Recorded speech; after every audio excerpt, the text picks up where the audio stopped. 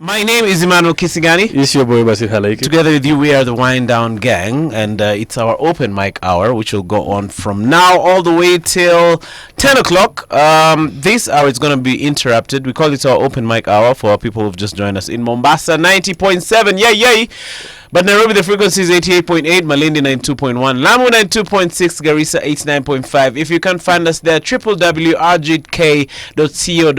and you'll find us live. Without much further ado, Bashir, I told you we have a super duper guest coming through today. Yeah. This lady is a very, very good friend of mine. Maybe she didn't know how highly I value her in my heart. Yeah. But I do. And I'm not just saying that. Hata kaa tungekuwa na hizi mic ningesema bana. I really value this lady, you guys, man. In fact, I was a bit giddy when I heard she was coming through. Yeah. But Bashir is the king of introductions. Do your thing, boy. I'm ready. Okay, let's get straight into it. So tonight on the Wind Down, we're joined by the unapologetic, bold, and hilarious Shazz Nderitu. She's more than just a comedian. She is a creative powerhouse, a social voice, and an influencer who uses wit and confidence to shape conversations online and offline. From the stage to social media, Shazz is redefining what it means to speak your truth, live authentically, and still make people laugh along the way. Woo! Shazz Nderitu, ladies and gentlemen. Karibu sana Shazz Nderitu! Are you good with those? I love your intros. Yeah? If neither, I can just do it. Yeah, okay. Just do without, man. Karibu sana Shazz. Thank you. I love the outfit. Hi. WRGK is where you're supposed to be at. Bashir is the one angushaing is in this looks maneno. What do you mean? Me and Shazz are killing it. You can't see. Oops, amevaa koti juela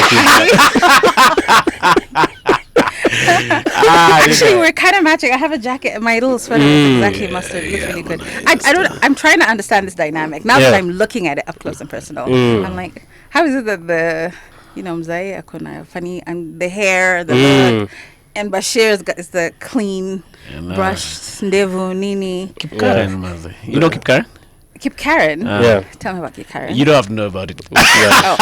Nitakupeleka soon. I'm kidding. Sawa, show me the world. Yeah, but also the mzee ana pesa, the kijana the dynamic is very weird here. We promised here it's a format bending show. Goodness. I'm already sorry. So Shazz, it's really good to see you. I think I haven't seen you in a year or so, right? It's been too long. Yeah, maybe more. Is it grey? Is the hair grey? I've been grey forever though. I've been grey since I was 15. So that's your hair?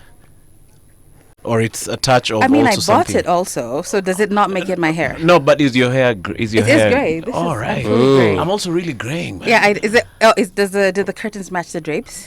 No, they don't. Well, I'm still. You should have seen. No, it was taking a while to load. Jackie, what does that mean? What do Akili? So when did you start greying? 14, 15. I had like a little cool little thing, but I've done very cool things with my hair. So now I'm just like, I can't with the coloring all the time. It's all right. Yeah. So what have you been up to? What are you doing right now? I haven't seen you a lot on the stand-up scene. I know. Lately. I miss it. I miss you guys so much. I attend. I'm always in the background for a lot of shows. Congratulations on all the good stuff that you all are doing. Thank you. But I'm coming back. It's just I've been taking time off for life and lifing. So yeah. Is it a conscious decision? Mary said, "Let me just take time," or you just kept snowballing into a longer time doing this life? No, I think it's a conscious decision. I feel for me, and I know it's not everyone gets to have this opportunity, but I love when comedy is fun for me. Like I already have the things and the jobs that I have to do whether or not I want to do them.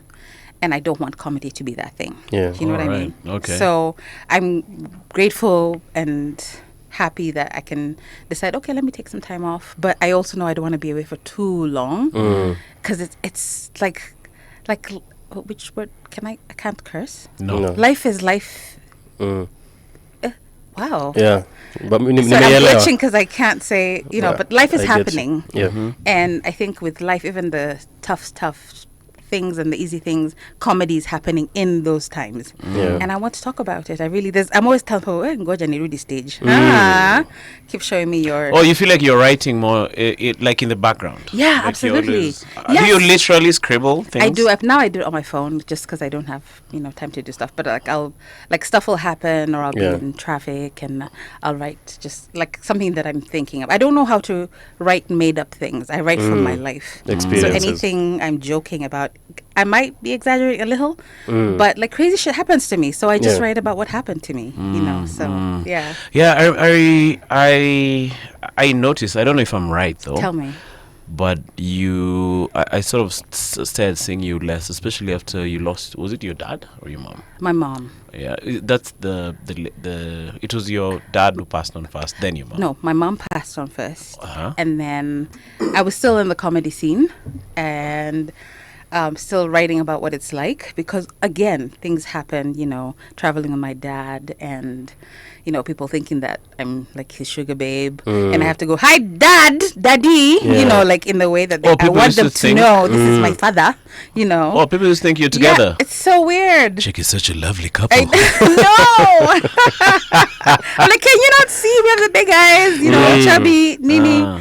But a lot of funny things were happening. So then my dad passed away. Tell me about then your my brother dad. passed away. What did he do, your dad? We've never talked about this. Yeah. Sorry, we were talking about this on the air, but it's okay. Yeah. I was like, Kisiangani has a way of wanting to talk about the things he wants to talk about. This is his therapy. Have you noticed that? Yeah. Like when I was like, Kisiangani, what are you talking about? Then I was like, that's what he's dealing with. Okay, go already. Emmanuel will call you and ask you curious. about yourself and tell you, but first. Yes, I've Listen been to this. experiencing. Bashir, So you have you, but kidogo before you get into that, there's this mommy who's yeah. What do you think about it? Yeah? I'm like, Manu, you don't want to listen about me. It's like, no. We'll get there, but just can you imagine? No, accusations, false accusations. No, but I've never asked you. I've always been curious, to be honest. What was your dad like? My dad, he was. Ooh, it's very hard to answer that because he was such a big personality. So in terms of what he did for life, he did everything. Like I literally have seen my parents in particular, my dad, but my parents, because it's always, when a dad's doing great things, there's always someone, in the background. Yeah. Behind every man, every successful man, there is a woman. There you go. That sounds so wrong, but yes. He did many things. Like in my lifetime, I've seen him being a coffee farmer, a businessman. He was a pilot. He owned his own personal fleet. He used to fly between, and he took himself undercover in the 70s, to flying school, without his boss and them knowing. Then he started shipping stuff to Sudan and DRC and Somalia, and bought his place. He was one of those people who just did amazing things. I don't think I know any industry, maybe pharmaceuticals, but I don't think he's not done something at some All point. right. It doesn't matter what it So is. he was like an entrepreneur. Absolutely. Amazing. And Naturally serial. so. Naturally so. Did he ever do anything in entertainment? He didn't, but he put a lot of money behind entertainment. Oh, okay. So yes, in that way, just promoting local artists. Those days for Vitimbi and stuff like that. He had a little hotel, so he'd bring them. Yeah. And Alright. just keep them on retainer and stuff like that. So yeah, I mean, it's also on also the money side of things. Yeah. Right, but he did many things. Shout out to your dad. Did you get to see him at home, or he was out there doing his thing? No, we did. He was those dads who come home, but also I guess he came home late a lot. But he was very into dinner together and breakfast, and we used to drive. He used to drop us at school and All right, that's cool. talk stuff, pray. Oh, okay. He's very into God, Uh, but he was also a lifeist. Yeah. How's that? He did both sides of life. Yeah. So Oh, I think God. he was definitely a bit secular, though he definitely called himself a Christian. Oh, okay. All right. So, what was your relationship like with him? Was Was he a strict? Yeah, very. But I think because my sister and I were of the 5 kids, we were towards the end. So You and Annie. Okay. Banana. Shout out, Annie. Shout out. Hey Annie. So I feel like we kind of pushed him a little. Like, I used to try and make dad laugh. Maybe that's why I got into comedy. I'm not really sure. But yeah, he was definitely yin and yang, that kind of dad. But very, very much a disciplinarian, you know, very strict Kikuyu man. But how many boys in your family? my brother, my late brother. Oh, okay. Yeah. So it was just one boy And 4 girls. then 4 girls. Yes. I was watching. Did you watch the podcast where Obama was talking to Michelle Obama? I've watched bits of it. I haven't watched the whole thing. And her Her brother. brother. Yeah. So he was saying that he thinks his life would have been different if he had if he boys. had a brother. Yeah. If he had boys. Oh. 'Cause he has 2 Oh, if he daughters, had right? sons. Okay, okay. Yes. Yeah. If he had sons, Yeah. because disciplining, according to what he was saying, disciplining a son and how you relate to them is very different from a girl. I don't know if you experienced that. You think was he different with your brother compared to with you guys? I think he was. When I think of my brother, I think to be the son of my dad, of James, Yeah. it was very big shoes to fill, incredibly. And I do think he was a bit tougher. But I also feel like he raised us like boys in some ways. There's very little that phases me in life. Like, I don't think I give that impression, but very little will throw me off because dad was very cully. You know, and that's why for me, a lot of the things, it doesn't faze me if I have to do it for myself, which earlier you made a comment about women who do well in life end up having to be a lot more masculine. Yes. Yeah. And so I'm having to learn, and actually the wonderful thing we had is my mom, and she really tempered down his very strong personality and helped us be a lot more feminine and soft. But for sure, 100%, like a lot of I feel like I'm still quite masculine. I have to remind myself. It's something else. You do? Because I lead. I feel like I naturally lead. I don't Yeah. feel like. Yeah. What do you feel? Emmanuel, what do you feel? Wait, I feel like you not finishing that sentence is worse. It is, right? You could have just said it. Now I'm just thinking about all the possibilities. I don't feel like you're masculine. Really? Do you feel like you can lead in a relationship with Chad? Okay, I'm not relating with her, but I'm just asking. Just So hypothetical. I like that I give off, if I do, that baby. I just want to be a baby girl. I want to have the soft life. You're a soft life. I love. I do. Listen. Why are you adjusting your voice? But ever since you entered the studio, so you've been listening to the show. You're speaking normally.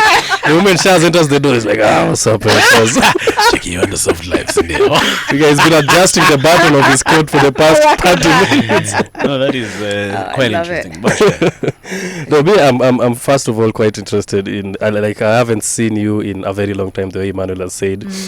And my question is, when you say taking a step back and dealing with now life, I feel like a lot of what happens in your life, or like outside comedy, really informs your personality, your material. Do you feel when you come back, like, will you speak more on loss and grief, or will you just now continue? Because you are the fun person, I remember your jokes about Jamaica, and I'm like, damn, okay, me also want to go to Jamaica as a plus size babe. It's it sounded fun. So It is. yeah, I feel like, because have you seen Andrew Schultz's special Life, like where he talks about his journey, getting a kid and all that? Like, will you now come back and speak about all that, or will you just continue with other things? Yeah. First of all, can I just say, Bash, every time you talk about that you got into comedy shortly after your dad passed away, Yeah. for me that is not, it's like commendable. I kind of like, I'm trying to remember who Bash was in the early days of comedy, because I wonder how you did that. Yeah. Because for me that's been a tricky thing. Yeah. And I've been trying to get on stage, and when I got back after my mom passed away, I did get back and wrote stuff, because there was stuff that was happening. Yeah. And so I was writing stuff, and it was cool. I had a lot of fun, but I do feel, and I don't know if this is something you can relate, you never want the audience to feel bad for you. Yeah. I want to have fun, and I want you to have fun with me. But I also know, and I appreciate, and I'm grateful, I feel the love of the fans and of the audience, and it's very hard for them to separate. And you know, when you're doing comedy, you're watching people's faces. Yeah. And so I could be saying the funniest thing about something that happened after my mom passed away. Yeah. But you can see them going, oh my God, I just Yeah. want to hug Oh, her. yeah. Yeah, there's woye, and I'm like, I don't You're want not looking woye. for that, yeah. How can I move away from it? So then Yeah. I realized I need to make it a little shorter, because I don't want them to feel sad. you Yeah. know? Or if they do, Yeah. I want us to laugh about it very quickly. There's a comedian called Ali Sadiq. Yeah, I Yeah. know. You know. Have you watched his Domino? I think that's Yeah, the Domino one where he 3? talks about losing his sister. No. His I haven't sister. watched. He makes a turn between the saddest bit of he says you need to watch, and I don't want to ruin it for you. Yeah. But in the heat of and in the sadness and the heartbreak of loss, he flips it, and then you're laughing. You want to pee in your pants. Yeah. And the difference is something like 2 seconds, and I feel like, oh, okay. Yeah, it's there's possible. a tax Yeah, to it. yeah. I feel like I still haven't like even when my dad died, I don't think anyone knew like in No. comedy, because I just joined. Yeah. So I was like, okay, I don't know these people. I can't even share. But I was like, as long as I have a place I can go to every Monday and Yeah. just write jokes. Like up to now, I think I still have one joke Yeah. about my dad. Like I haven't actually sat down and be like, okay, so now let's talk about Mzee Yusuf. Let's make Yeah. fun of it. Like I just Yeah. have one bit about Musa. it. Yeah. Oh, Yusuf. Yusuf, okay. Yeah. Mr. Yusuf. Yeah. I'm interested in how to make that jump. Yeah. But I think there's no other way to do it but then to do the comedy and see what happens. So let's see how it goes. So do you have a timeline? Do you have a date for the fans? No, grief has no timeline. It's one of those things. But personally, like I'm itching to get back. Like even right now, I want to like French kiss this microphone. I'm so happy to be in front of a microphone. It's so good. I love it. What a No, time to welcome be an RGK microphone. There's probably herpes in it, but it's okay. Man. Yeah. So your dad, entrepreneur. How did you deal with losing your dad? I remember losing my dad. Yeah. I was at a studio where I laughed just like this one, Yeah. and my sister called me. Yeah. So the reason I'm bringing that up is since that time when my sister called me about my dad, if she calls me now, my heart still skips. Yeah. Look at me. So I'm like, yo, what is she calling me about? Yeah. So how did you deal with it? In a So, nutshell, I know this thing takes a lifetime. It's to be true. honest. I can answer it. Don't worry. Honestly, dealing with my mom's loss was hardest because she was really the darling of our family, which is cliche because all moms are. If your mom's alive, you better just do amazing things to her. But that was the hardest. But we found ourselves sort of taking care of dad for 2 years after my mom passed away because she was such a really the 31 woman. She was that person. And so we found ourselves just like realizing, oh, you can't, no one's gonna, we are the ones who have to do it. There's no one coming in to do it. And he didn't want anyone. He had the choice. Like now he was a widow. He could have brought anyone. All right. So we sort of stepped into like, initially I'd like first go and like, I'd be there every morning, daddy tea. Cause when I say baby girl, I know what I'm like very much about, like go make his bed, bring him tea, bring him breakfast, check his clothes, pull out his clothes for him. But the things that my mom would have done for him, that was our life for a while, which no one would believe if you see my life. If you know me, it's very hard to see that side of Shazz, Yeah. right? But with my dad passing, that was a lot more, I'd say chaotic. Just also because of the person who my dad is, and I can't wait to be able to talk about this in the microphone on stage. But the wolves came out. I don't know how else to say that. We realized the people who were in his life for money, All right. for whatever it was, and so I don't feel like we had a chance to grieve. I still think we haven't had a chance to grieve, because we've been on that mode of just trying to hold ourselves together and hold our lives So you together. have to stop grieving and start Immediately. fortifying the As font. of the day he died. Yo. So it's been quite intense. So I don't know that I've had time to. I don't know. Like you know how you watch in movies and people like. There's a scene where someone like closes the curtains in their houses and they sit in the darkness and they cry and they have a very. Yeah. I'm still waiting for the chance to have that, that moment. But life does not allow you to do that, right? Yeah. So, yeah. After my dad passed on, I also didn't cry at that time. Yeah. Okay, it was a different experience from yours, Yeah. but I remember a couple of years later, I'd gone for a gig in Nanyuki with I don't know if Doug was there, but I think Ruth was also there. So that time I was living with my wife. So she'd called me and said, "Hey, Emmanuel, the dog is dead." Checking me, the dog. No. What happened? The kid went out and it's dead. I'm so That's sorry. when I cried about my So dad. sorry. So I'm weeping, guys. Like, hey, why is this guy bawling out so much? It wasn't really the Did you really though? I have this thing. No, I did. I don't see Kenyan men crying enough. My No, my I impersonation of a Kenyan man crying is I don't know about Bashir, but Nioma. personally, I think my tears are very close by. Did you really? Yeah, I'm one Yeah. of those crying guys. I have a question for you guys Yeah. before you cry, because I can see Emmanuel's about to cry for us. He's rehearsed it. No, Are you no. comfortable crying? Like crying? Not the one that I just did, but Yeah. do you mnajiachilia ama in front of women, like your woman, whoever she is at the moment? I think, yeah, I have cried in front of my girlfriend before. Okay. And it's actually the But- same thing. but with, not for with- grief. It's not the same thing with Emmanuel. Like it was, Aye, that is- like the issue was not the real reason I was crying. I was even telling her like, because she was I think she did something to me and really got to me. So I started crying and she was like, "Oh, I'm sorry." I'm like, "It's not even that. Like Yeah. it's a lot. You know, like once you open that portal and then you realize there was more than that 2 tears and ulikuwa nadhania ni hii story and then umefungua now floodgates and then now it's just a lot of emotions and all that. I was like, acha tu nilie initoke tu, acha tu. Do you think it has a lot Nimalizane to do with you being young, like your age group? You're Gen Z, right? Yeah. Is it a Gen Z thing? I feel like y'all are, I could be wrong, but more in touch with your emotions. Yeah, I think we do, and also it's about like just the way we view things. Yeah. You know, with like older people, especially Emmanuel and the group. You know, they're more of tuskume jo. Yeah. Like, you know, like one of the worst things will happen to you and your friend come up to you and be like, bro, utakuwa sawa. Yeah. Like, bro, like it's like, so for us I feel like some of these things atujezichukulia, we've not inherited them from our older knee. So for us it's like whatever you're feeling, like you're within your rights to feel that way, and Yeah. whatever happens from that emotion is still okay. It's a beautiful thing, I think. But I think, like, I cry. It's only I talk about crying on the podcast all the time. Yeah, I've never seen you crying. Yeah, but I don't cry with you guys. They cry in private. So you have friends who can cry with No, you? I cry solo. Mm. So if I'm hit by an emotion, like sometimes I've told Bashir the story many times. You're in church, and then the pastor says, "All right, all the children come to the front. We pray for you to go to Sunday school." Yeah. Then me mazi sina mtoto wa kwenda to the front.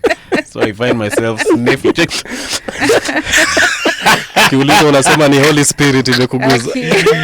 And then there's a part, you know, in church where the casket is put. Yes. Sometimes when I was pass there, I know. Oh, you're there. I was. Oh man, yeah. Every time you talk about it, I go, oh, Yeah. So nice. So sometimes that memory, I think certain memories trigger the tears. But in terms of crying after losing my dad, I think when my dog died, Yeah. that is the day I actually cried and, you know, went through that, you know, that full emotion. But I want to find out from you, Shazz, Yeah. how your dad was running his stuff, because you're majority chicks in your house, and this is a guy. I think your dad was probably my dad's age group. As ladies in the family, he let you guys in on what he was doing, or he was a bit secretive? I think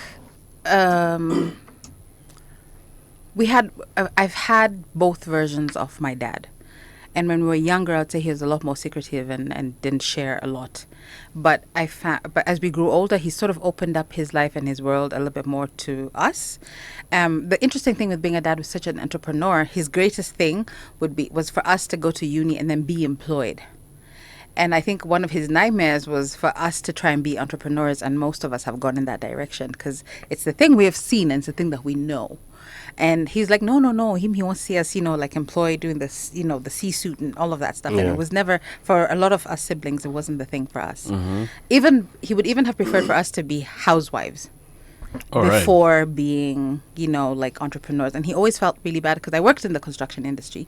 And so he'd be like, who are these? Why are they doing this to you? And I'm like, because that's the business. I need to learn how to work with men. He didn't necessarily like that, but he didn't discourage us, and we were very much raised in yes, I would say I lived a very privileged lifestyle and a lot of things were given to us, but nothing was handed to us in the sense that you can do whatever you need money, just come and ask for it. If you were struggling for rent, you're struggling for rent, and we joke about it, but my dad would rarely like step in to get you out of trouble. He'd just encourage you. He'd be like, "Oh, mommy, it's good to struggle. It's good it's good to understand this thing in life." And we're like, "No, daddy, I want to be a princess. I want you to come in and bail me out, you know." And I can, it just wasn't his thing. But retrospectively, now I'm grateful for it. However, after my mom passed away, we got to see another side of my dad, which was very soft. And the first couple of months were a bit hard. He was still tough dad. Sort of very Kikuyu Nyeri man. Just that dad you're thinking So he was from Nyere. Nyeri.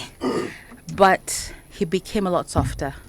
And he, like, a lot of the things we're doing now, like running his business and whatever, he brought us in. I remember my dad bringing me into meetings with the banker, and which normally he would never have done. All right. And now he was telling us things and allowing us and opening up to us in certain spaces and vulnerabilities in a way that we'd never seen. Did you feel a certain type of way when he was doing that?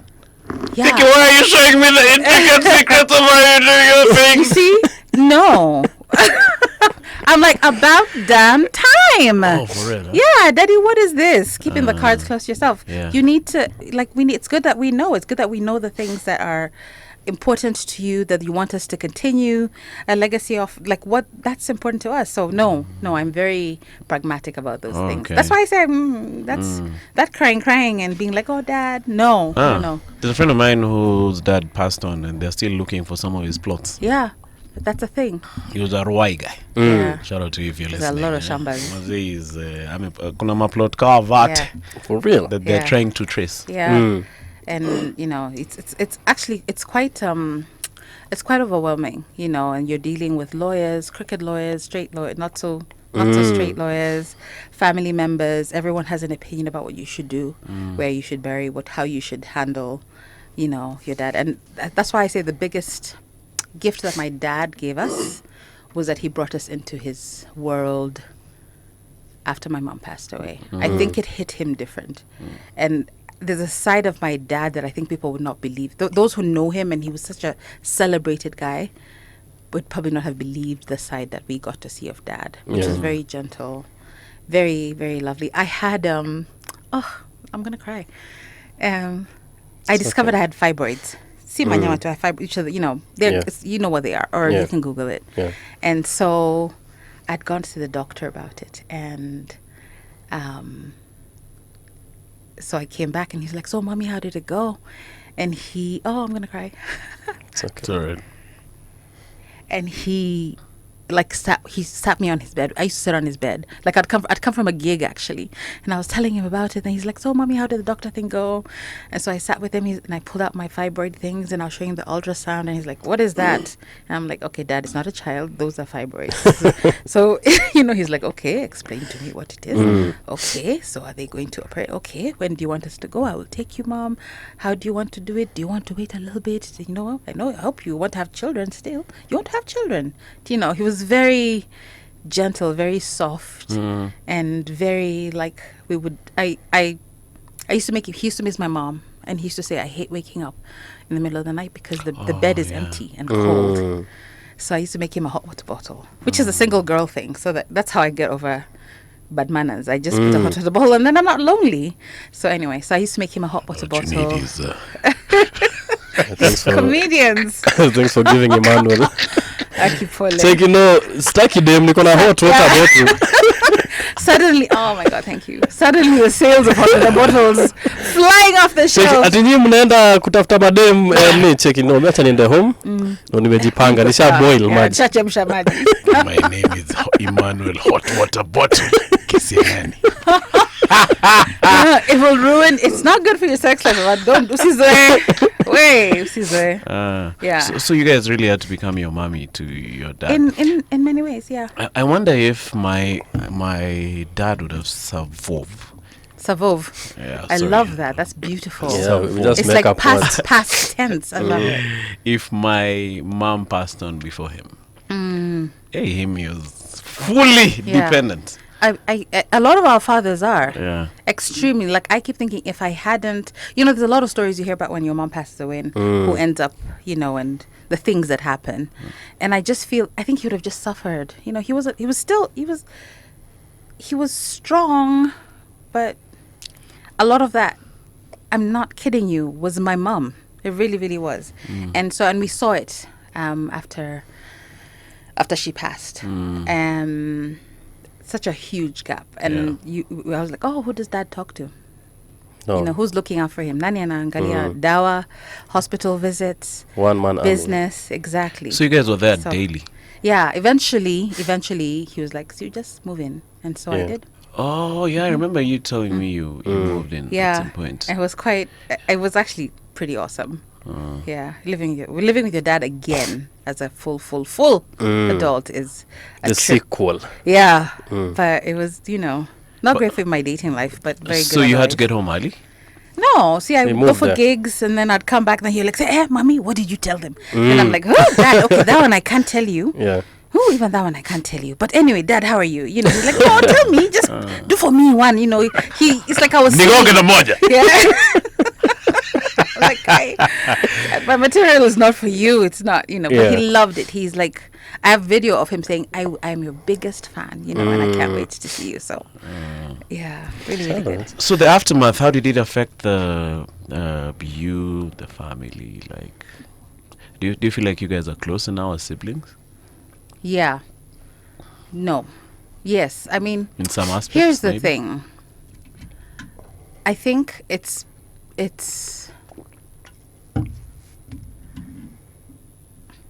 that's a tricky one to answer. I think it's been great for our relationship, and especially helping us figure out what role who plays in what, and who needs to step in and help the other, and who needs to do that. And we've become very good at, okay, so and so is struggling with this, you step in. You're stronger at this, you have this difficult conversation, you see this lawyer, you go to to do that sort of separation of things has been great, but it's still intense, and we're still grieving, and we are very human, right? So it's one of those things that I'm like, oh man, no one really, really prepares you for this. There's no script for this. You kind of have to decide it for yourselves. Yeah. It's that thing, I heard you talking about it when you realize you're the adults. This is it. Like now we don't have that. Let's go and ask mom, let's go and ask dad. Although I'm into all of that stuff about seeing mediums and stuff like that. I want to talk to my parents in the afterlife. For real? I love it. Have you tried that it? stuff. I have. So Does what it happened? work? I did. I spoke to a South African one. Yeah, Sango. Sango. Hey. Which is pretty. You're serious? Yeah, it was. It was really intense. I know it sounds. So you. I don't like where is this talking number? about it because people, Okay, are like in the Bible. They're like, you shouldn't. Yeah. Uh-huh. But I know myself, But it was good, and my parents showed up exactly the way their personalities were. Like I remember when I studied in Australia, and when I was in Australia, my dad was always on the phone, and he was on all the stories. Mommy, how are you? How are you? And then mom was always in the back, we love you. Yeah. And that's how they showed up. With the medium. The lady was telling me, she's like, your father is here, he's very excited. He's saying you don't have to, he said some of the things I can talk about is he was like, you don't have to do things because we are running business and things that they were running. Yeah. And he's like, you don't have to do things the way we did it. We did it the way we did it for our time.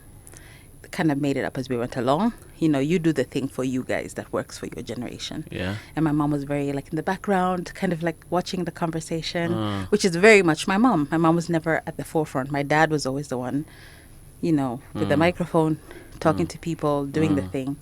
My mom. So how did you feel after? Did you feel better, or now you're even more curious? Wonderful. I want more of it. Put it right in my eyeballs. I love it. I've always been, but here's the thing, I've always been fascinated by like the afterlife. There's this show called The Long Island Medium that I used to watch. Like I dated this guy who's just like, I don't get it. But like I'd come home from work, he'd make me dinner, and we'd just like, I put my feet on his, he'd Okay, give me a don't little tell foot Bashir massage. everything we used to do, No. honestly. No one would watch it, and I he know thought it's I was not crazy. you because you can't cook. It's not him. He's like, how do you don't cook for your mamas? No, this guy. What mamas, guy. yeah. Hey. Says cook He for has you, what warm Hey. water bottles at home. So he'd be like, and- what are you watching? Yeah, he's like, why are you watching this thing about dead people? He was Malagasy, Oh, Madagascar. So like, Shazz, I don't understand. You watch the dead people, they're speaking. So now I go call my papa. Hey, papa, come. And he was so like incredulous, and I was like, no, I love it. Maybe he thought it was morbid. He did, but he humored me because he loved me. Malagasi. That's a really amazing impression of. Kama unasikiza wewe Malagasi, achana na mademu wetu. No. Walitupiga by the way. Tanzania, exactly. I was gonna say. The ones I think that was the last thing the goalkeeper had. Bloody hell. After that goal gear. Yeah, that is interesting. But I mean, Shazz, I have a question because you brought up something really interesting when you say like you guys had to like step in and do all these things, deal with that. Like there was no layer of protection anymore, you know, like the dad, mom was not there. And personally, when my dad died is when I really saw the true faces of my family members, even his friends. You know, I realized that they were only nice to us because my dad was still around. 100%. So when he was no longer there was no one to protect us. Like that is when you realize, hey, okay, like I never saw this side of Uncle Nani. I never saw this side of like have you experienced that like with I know obviously with lawyers and business, like it's dog eat dog, like any sign of weakness they're there, but like with your family members, is there anyone who's shocked you 100% in like their way they've just switched up? Bashir, from day one, and I mean the day he died in the morning, and by evening we were like, what the fuck? So, but in the Kikuyu culture, it's pretty laid back. Yeah. It's not like say Western Province. Western Province, mazione dedi mazi today guys cross with your tables.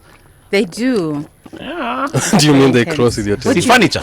I remember my sister's furniture was a koto ade yake yote. She married some guy from Luo Nyanza. Yeah. You guys, those guys really chomoka with the furniture. You guys, they left the toys. My nephews, you guys, upon gnashing up kwa digs. Yeah, sure. But that's a story for another day. But for Kikuyus, I thought it's a bit more modern. Maybe you mean like in morning practices and things like that. And I'm not. And here's the thing where I say, my father raised boys, or like raised us the way I think boys are raised, is that we knew from the beginning we weren't sitting around huddling in a corner, wringing our hands, wondering what to do. So when they came in and they had opinions about how to do things, we already had sat with him for a long time, and he had advised us on what to do. And so we were just like, okay, game on, let's execute what we need to execute. Don't trust that one. Uncle Deno ana smilingi hapa lakini. Yeah.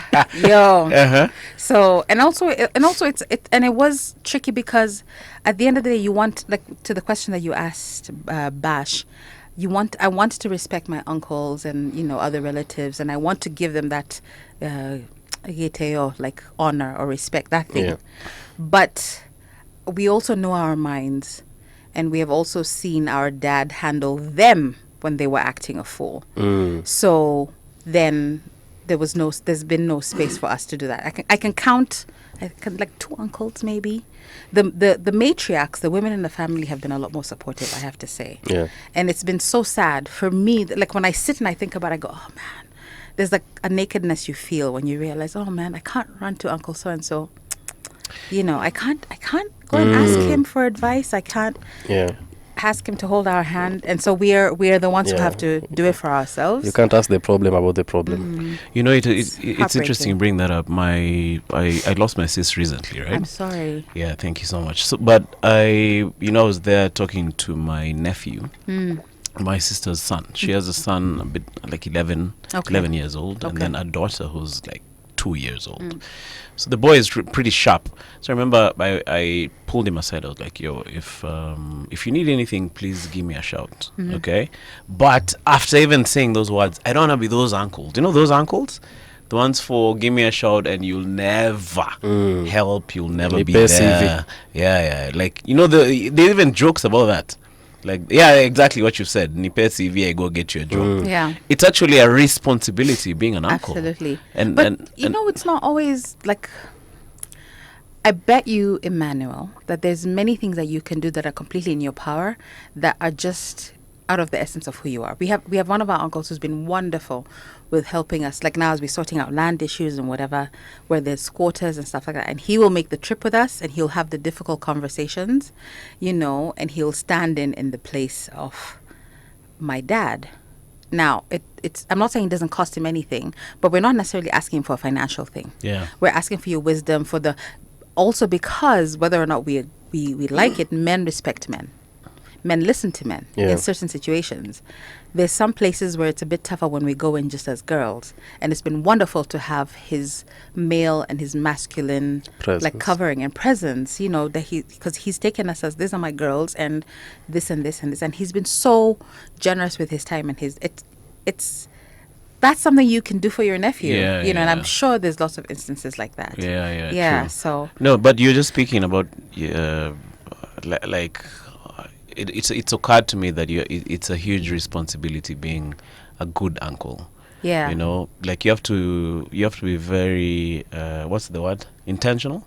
You have to be very intentional to be there for your nephews, your nieces, and just represent your sibling the best way you can. You know, you don't leave them feeling like, hey, Manu is a horrible uncle. That guy was coming for your moti. You know? We haven't seen him since. It's actually horrible, man. So but moving it along, we haven't talked about your mom much. Even for us, I feel like it's harder losing a mom. 100%. I have a lot of friends who've lost their moms, colleagues and friends, and I used to sort of watch them because I love my mom so much, and she was so fantastic, and every one of us kids think that we were her favorite and that we were the closest to her. That's the kind of mom she is.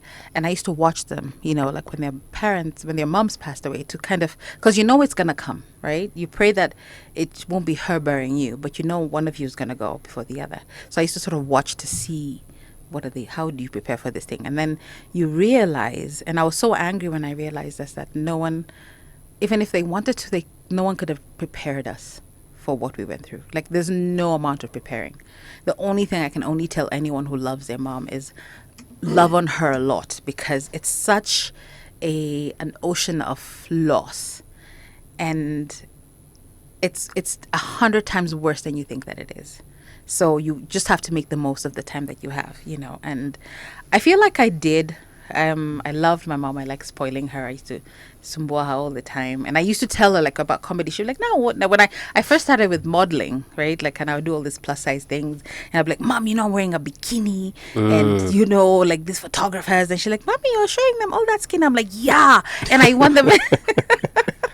And I used to horrify her, but I also think she was I know she was very proud of me. And it was kind of like, but also I didn't want people coming to tell her about me. I didn't want her being told things about my comedy or about my modeling or my page. So I used to show her I remember your page stuff. them days. I had to clean it up a little bit. Oh, you did? I mean, still, I feel like it's low risk right now. Okay. Maybe. Was she a church lady? Very much. And then not. She also had her moment of discovering that not everything in church was as it seemed. And for a very long time, especially like after, like just before COVID and during the COVID time, she really flourished outside of the church side, you know, side of things. And she kind of, I guess, ghosted, is that the word? Okay. Ghosted people that maybe otherwise she would have spent a lot of time with, which I think is great. It's one of my favorite things about her. Was she unwell towards her? Yes. Her So she's had a bunch of things. She had lupus and many other things in between. But she passed away during COVID and because of COVID. So it's still one of the toughest things. It's very hard for me to remember that time. Like, there was a time, guys, we had to have masks. We couldn't go to see her until we were fully covered and isolated. And now it's just gone. Now we're just talking into microphones and kissing everyone. It is just gone into the ether. You know. Like, what was that, man? But it's so weird seeing your parents. Like, these people we love, like they were superheroes as you're growing up. Absolutely. And then now you start seeing them sick and valuable and now needing us to help them.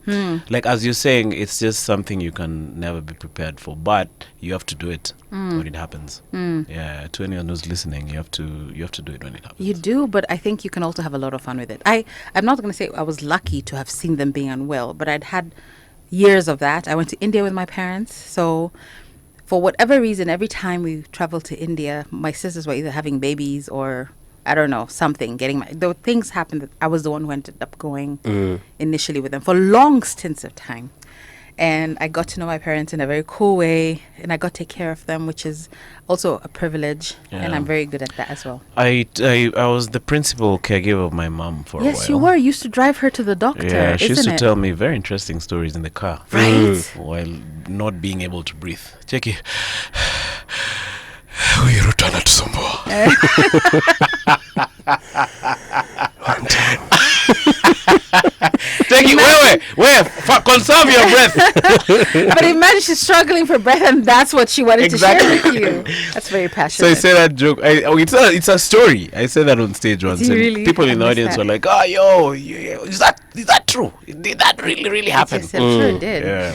The funniest thing, I have a story about my dad. So at some point, so before this, when he passed years ago, so like just after Westgate, he got really unwell. He had an aneurysm in his brain. And if you know anything about aneurysms, like people, like you die quite, like if it bursts, that's it. Like it's like, quite intense.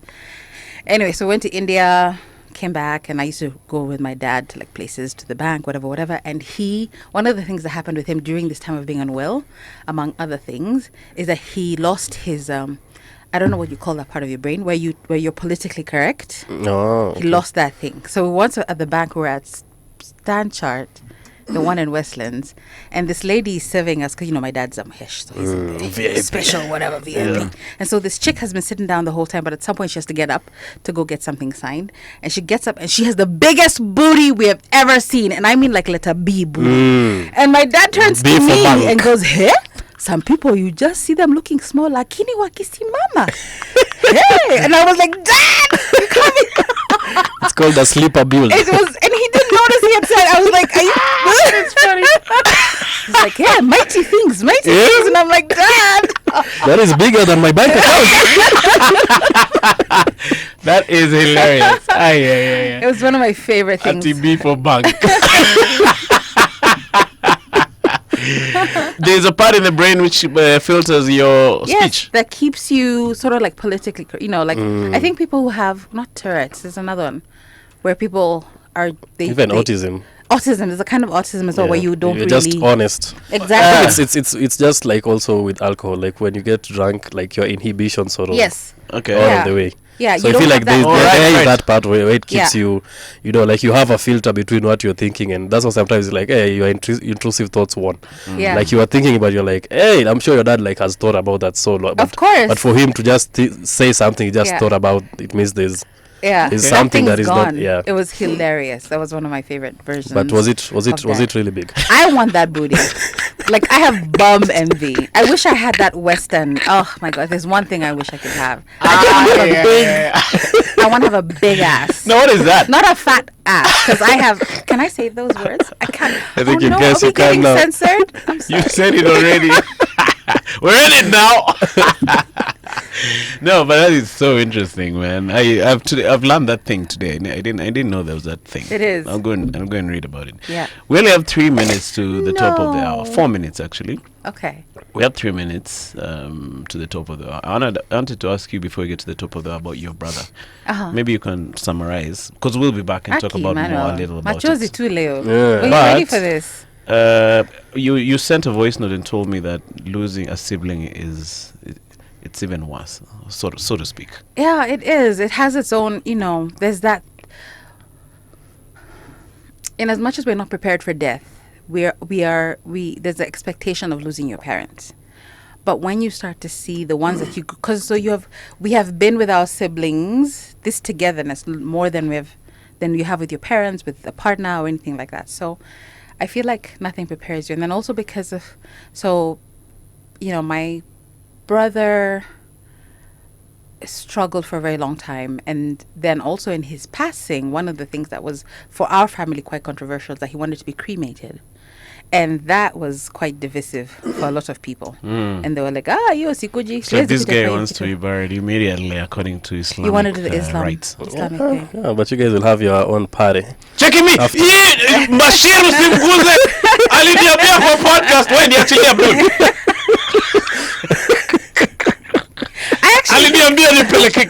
Listen,